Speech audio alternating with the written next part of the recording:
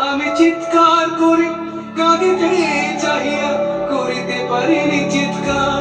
মৌলভীবাজার জেলার কমলগঞ্জ উপজেলার চৈত্রঘাট ব্যবসায়ী সমিতির সভাপতি গত 2 দিন আগে সন্ত্রাসীদের আঘাতে নিহত হয়েছে।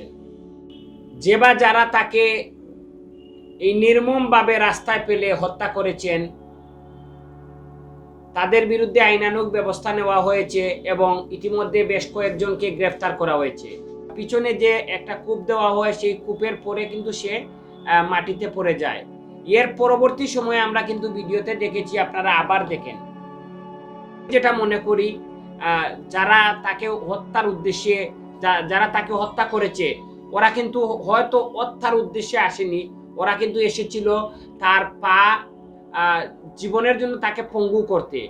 আমি যারা এই ধরনের কাজ করেন বা যারা মারামারি করেন বা যারা সন্ত্রাসী, আপনাদের উদ্দেশ্য বলবো, যারা এই সব সময় খুব রাগান্বিত থাকেন বা মনে করেন একজনের পা ভেঙে দিবেন বা হাত ভেঙে দিবেন, আমি মনে করি এই ভিডিও ফুটেজ থেকে যেটা আমি উপলব্ধি করেছি, দর্শক আপনারাও কমেন্ট বক্সে জানিয়ে দিবেন, তারা কিন্তু নাজমুলকে পঙ্গু করার জন্য এসেছিল। তারা নাজমুলের পা চিরতরে শরীর থেকে বিচ্ছিন্ন করার জন্য তারা একযুগে সবাই কিন্তু পায়ে কুপাচ্ছে।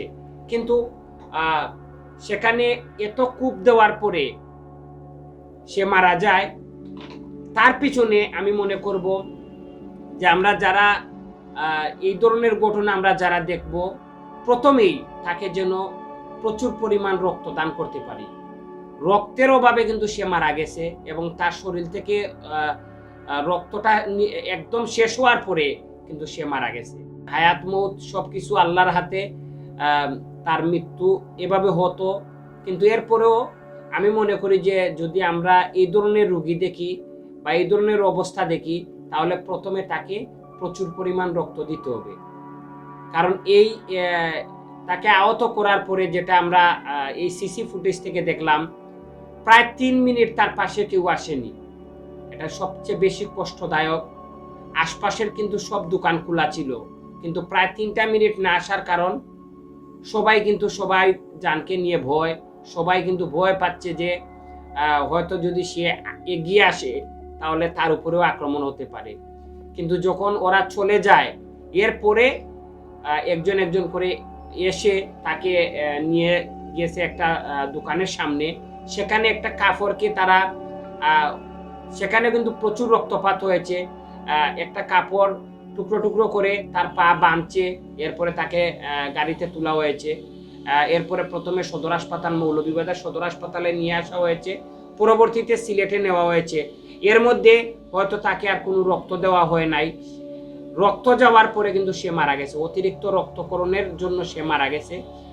তার মাথায় অথবা তার পেটে বা তার অন্য বুকে কোনো ধরনের আঘাত পাওয়া যায়নি এবং তাকে দা দিয়ে বা এই দেশীয় অস্ত্র দিয়ে তার মাথা এবং তার গায়ে অন্যান্য জায়গায় কিন্তু আঘাত করা হয়নি।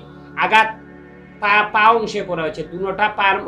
দুইটা পায়ের মধ্যে অসংখ্য কূপ দেওয়া হয়েছে, যেটা সিসি ফুটেজ থেকে আমরা দেখেছি। আমার এই ভিডিও থেকে আপনারা কি উপলব্ধি করেছেন, আমার কথার সাথে কি আপনারা একমত হয়েছেন, সেটা কিন্তু আপনারা কমেন্ট বক্সে জানিয়ে দিবেন। একটাই জিনিস, শান্তির শহর মৌলভীবাজার, আমরা সবসময় শান্তি চাই।